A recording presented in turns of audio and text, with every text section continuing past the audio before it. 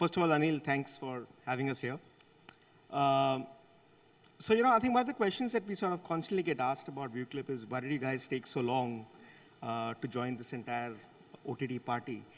And I always sort of turn back and say that I'm really surprised that that is a question that we're being asked, because the question should be like, uh, you know, how come you guys were not here, you know, a lot earlier? Now, look, the fact of life is we are maybe one of the oldest OTT players in this country.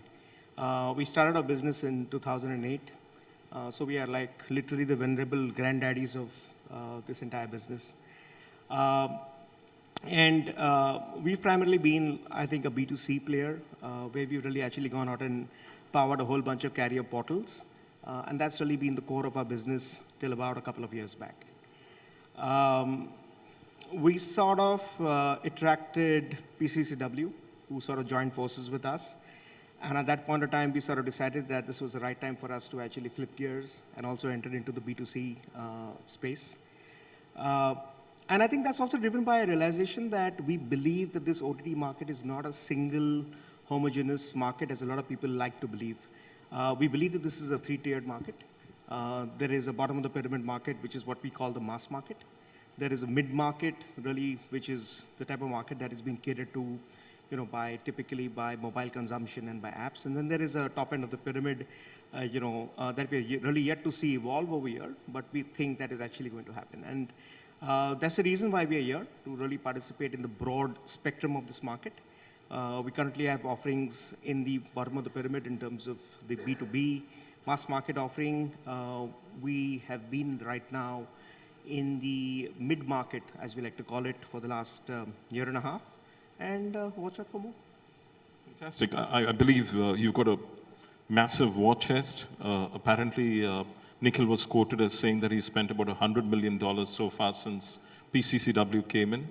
So how big is the war chest for India? If you would like to disclose that, if you don't want to talk about your initiatives in terms of local content, making sure that you're distributed well across different devices, whether it's handsets, whether it's being kind of inbuilt into telco apps, etc. Yeah. So, Anil, I think it's sort of futile trying to talk about numbers in terms of millions of dollars of investment and so on and so forth. I think it just suffices to say that this OTT game is a game of really deep pockets. I've always maintained that OTT is a very easy market to get into, because I think the common understanding is that all you need is a little bit of content, slap on some technology. There are vendors looking around in Hyderabad and Bangalore whom you can hire and get for cheap, and you can get into the market.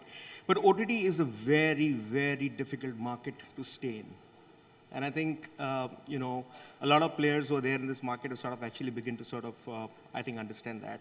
So I think the key and the bottom line over here is you need very deep pockets to fundamentally stay in this game.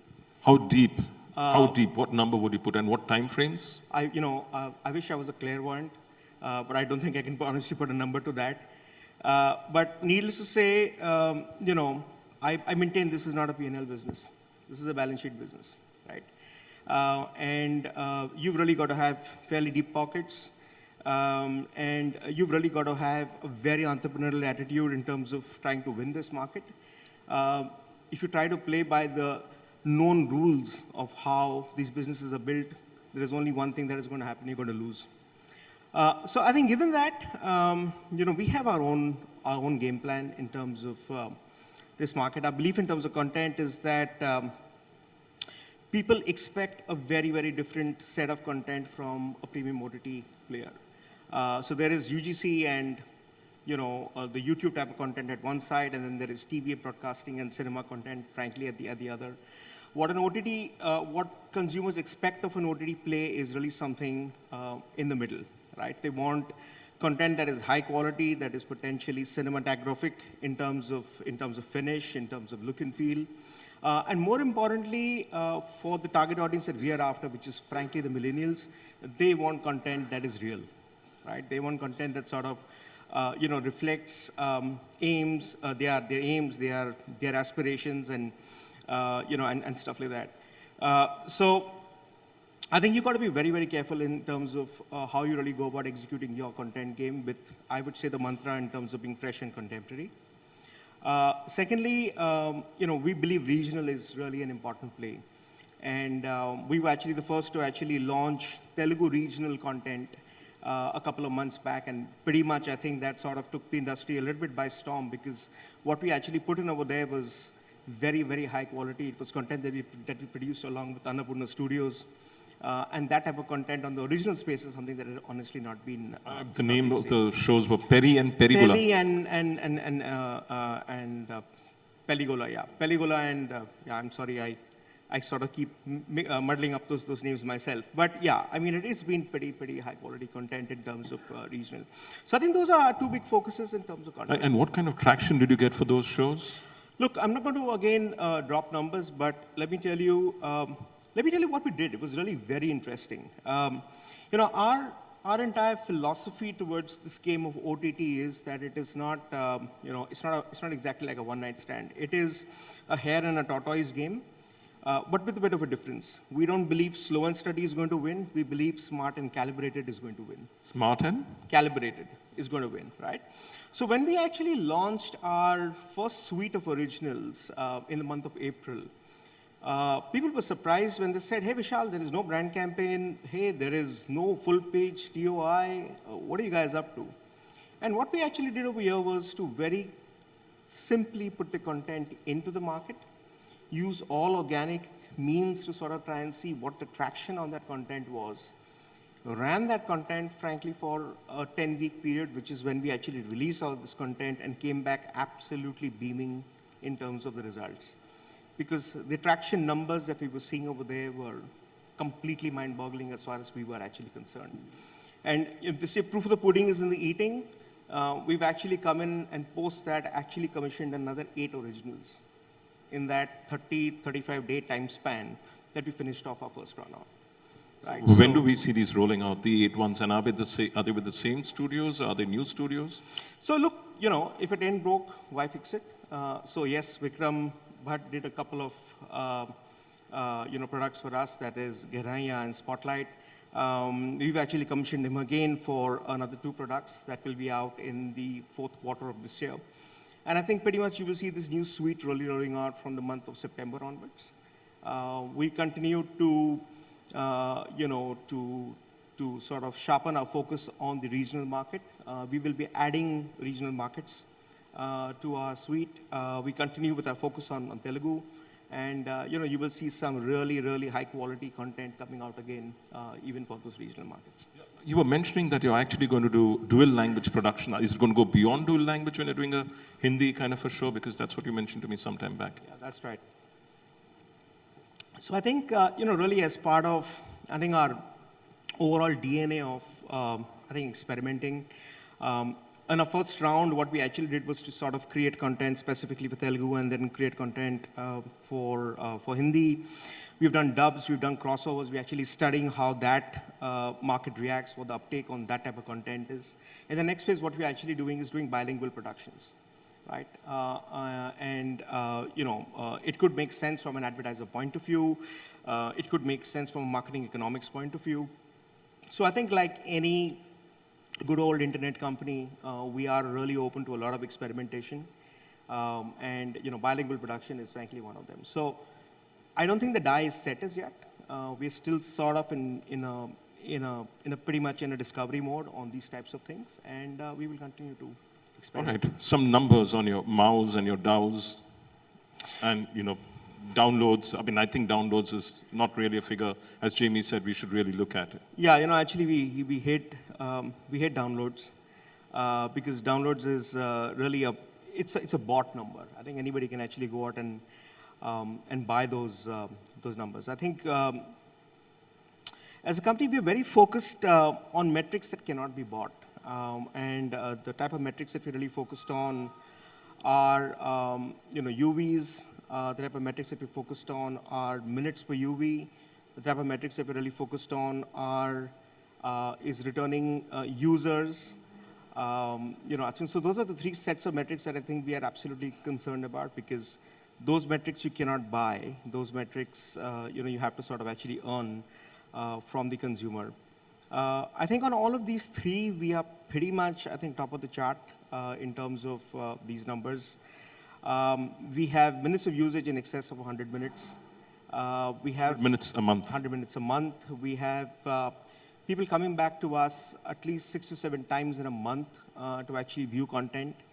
And that is really with a limited suite of the type of content that we've got right now. So I think those are some very important numbers that we sort of look at. And we think as, as content depth fundamentally expands, those numbers are actually going to sort of go up. I think all indicators we have is that we are currently capped on these two consumption metrics by the volume of depth that we actually have on our available with us. So that's the reason where you're looking at, large volumes of content getting sort of commissioned, because once that goes up, we know the guy is going to come back to us.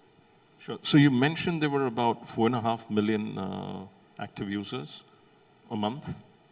Yeah, that was the number that we had, honestly, in the month of April in India. Yeah.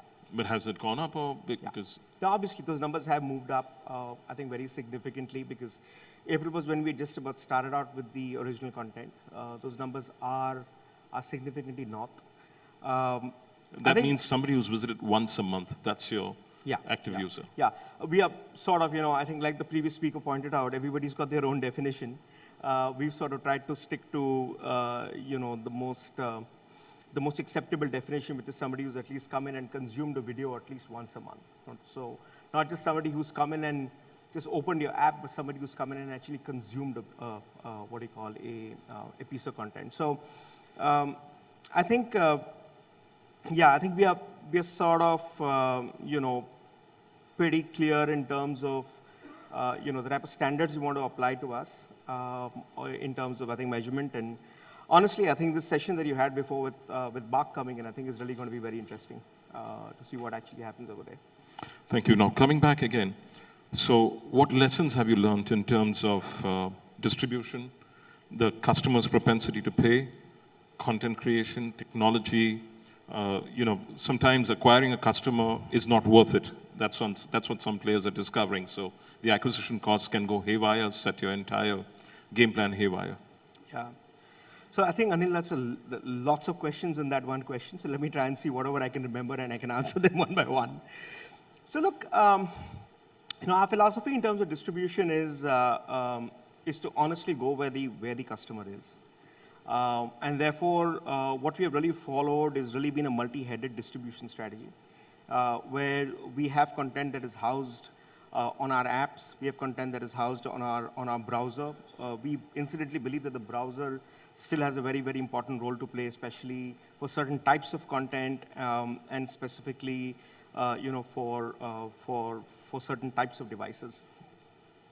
We've also got something known as the View Video Audience Network, where we've actually collaborated with a bunch of like-minded sites who actually ingest our players. So for instance, we've got What the Duck 2 today, which is a cricketing product that actually runs on CrickBuzz also. Right? Then we've got, a strategy in terms of YouTube. We have a strategy in terms of Facebook, where we don't really hesitate to put out our full form of content. So the strategy is very simple in terms of distribution: go where the customer is.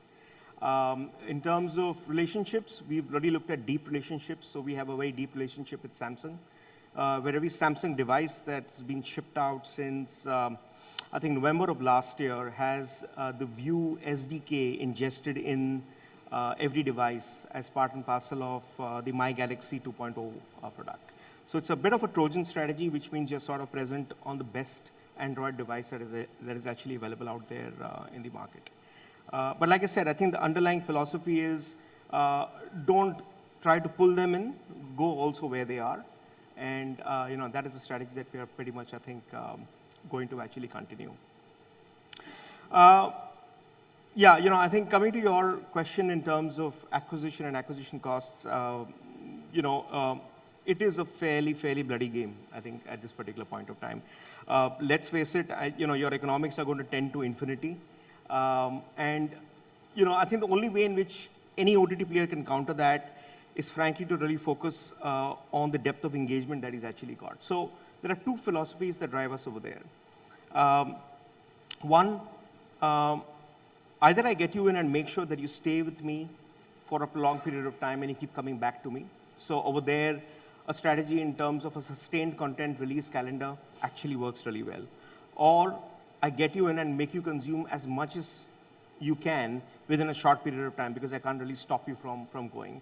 And that's where we think really a binge consumption strategy, I think, works really very well. So what you will see coming from us is really going to be a combination of what we're calling a sustained content release as well as a combination of a binge strategy. And that I think is going to be very powerful in terms of trying to maximize the lifetime value of the customer as he sort of comes in. In terms of trying to sort of recoup your acquisition costs over there. Obviously, I think as we get a lot more brand visible, as brand view becomes known, we expect those costs to actually move southwards. And I think a combination of these two strategies will ultimately sort of help us to turn the corner in terms of start breaking even, honestly, I would say, at a unit economics.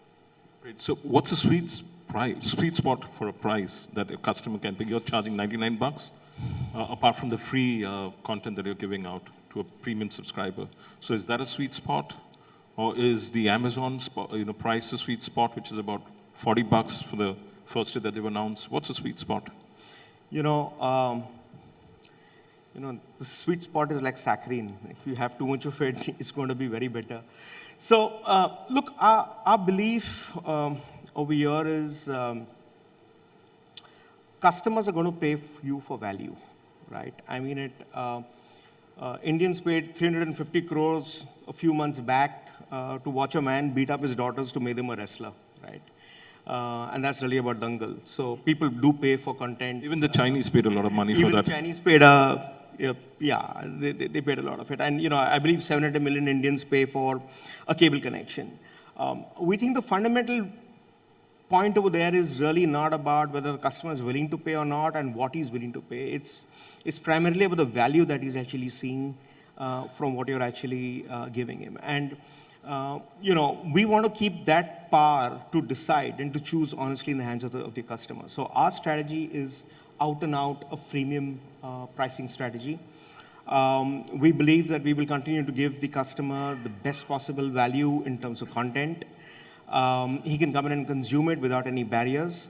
As long as he's not, he doesn't have a problem in terms of getting somebody else to pay for him viewing it via advertising. We believe we have to make advertising as non-obtrusive as possible, and there are a bunch of initiatives that we have taken over there. Funnily enough, we collaborate extensively with the Googles and the Facebooks of the world to ensure that advertising delivery is as non-obtrusive as possible. We are innovating very significantly in terms of ad monetization models. Native is a word, it's a much abused word, but that's something that we've actually taken very seriously in terms of what we are doing in terms of building our entire ad ecosystem and our ad model around. And at the end of it, if we give enough value to that customer and he decides that he actually doesn't want to see your advertising, he will come and pay us, right? So we have the patience to sort of wait for customers to graduate from a free service to a paid service. Is that happening, the graduation? It is, honestly, and this is going to sound like blasphemy. At this point in time, I don't care. I mean, the one number I don't look at right now is, maybe I look at once a month, is, what's my free to paid conversion at this point in time? I think it's too early. And I think anybody trying to build a castle on subscriptions from day one, you're walking on broken glass. It is going to be very tough. On the advertising side, you've done some deals with DBS, and you've done some, you've got some other partners on board to help you defray your costs? Yeah, I mean, we've had success with Waterduck too, where we had DBS, where we had Hike coming in as sponsors on the content, and I think that's a very good example of what the philosophy has been in terms of getting advertisers to come in and participate as natively as possible in your content. We've recently done a show with McDowell's, known as Yari Number One, which has got Rana Daggubati over there. It's like a coffee with current type of a show that runs in Telugu on Gemini TV. So that's really a very interesting product where we've actually gone OTT plus TV simulcast at the same time, with an advertiser like McDowell's actually coming in and sponsoring that particular product. And you will actually see a lot more disruption in terms of what we're doing over here. In terms of the type of models that we're looking at, could be ad inventory based, those could be sponsorship based, those could be branded content based, those could be TV to OTT, there could be OTT to TV based. So it's going to be multi-headed, hydra-headed in terms of the monetization approach that we're going to be executing on. Yeah, I'll pause now since I have about 9 seconds. Any questions from the audience? Yeah, there's one at the back. Can you identify yourself and which company you're from and ask the right question? Hi, Sandeep Jain from HPE. I represent the digital video services for Asia Pac for HPE. I did not know there was something like a wrong question, but I'll try my best. He says he will not answer questions on figures, numbers. Those are the wrong questions. It's just a question to tickle his brain. So first of all, congratulations, Vishal. I think you've done a great job. The question is, what, in your view, is the future of OTT players in APAC who do not have their own content? Sorry, can you just come again on the question? What do you think is the future of OTT players in India and APAC who do not have their own content, who are just distributors of other content? So basically, aggregators. What is your view on aggregators rather than guys who are doing original creation? So look, it's a difficult question to answer. But, from my personal point of view, we've dabbled in both the aggregated content space as well as the original content space. We have a mass market business that runs largely on aggregated content. We tried running the View business with a mix of aggregated and original. I think with the way aggregated content operates right now, the flexibilities in terms of monetization are very, very restricted. It's like an arms race out there, right, as far as aggregated content goes. And in the arms race, only the arm dealer actually makes money, which is really the content owner at this particular point of time. So I would say in the immediate short run, unless the content owners really start doing something about their pricing and start getting rational about it, it's going to be very, very difficult to sustain a business only on aggregated content. Funnily enough, aggregated content may work better on an SVOD model rather than an AVOD or on a freemium model. But that's just my India observation. That observation could actually change from territory to territory as you go across the Southeast Asian footprint. All right, Somini, last question. Okay, Somini, mic to her, please. Actually, this screen is blinking. Time's up, time's up, time's up, time's up. Hi, my name is Somini. I work with Hungama. My question is, you made a statement that for OTT players, it's not about P&L, it's about the balance sheet. What happens when the well gets dry? Sorry, what happens? When the well gets dry. When the well gets dry. Actually, it has a very, very, with a lot of deep water. The water table is pretty deep for you, right? Yeah, I think what you do need to do before you jump into the swimming pool is to sort of figure out whether you know to swim and whether you can swim in 10 feet of water or whether you're safe in 4 feet. And basis that, you decide where you actually go. I think most of the people who are jumping into this well don't even know how to swim and don't even know how deep the well is. So if you're going to get into this game, make sure that you have a few things with you. Make sure that you have a war chest and you have a partner who believes in what you're doing and that this is a strategic business for them. It's not a transactional, not a VC-run business, right? So I think that's extremely important. B, if you've got an attitude of been there, done that, because I've been 20 years in this business and I know how VAS runs, forget it. You're kidding yourself. Figure out how you're going to have to play this game differently, and that's what I meant when I said you have to be very entrepreneurial in terms of this business. C, you will have to innovate around your revenue models. You will need to look at content as your stock in trade, and you will need to figure out how content can be then monetized across every inch. I literally compare this to a whale. When you kill a whale, you just don't get the blubber, you get everything else along with it, right? So it's a sum of the parts approach that you will need to follow. Unless and until you have your game plan sorted out on these three things, don't enter into it. And if you have it, I can assure you, your well is never going to dry. Thank you. All right, time's up. Thank you very much, Vishal, for a Sorry, fantastic. thank you. Yeah, thank you.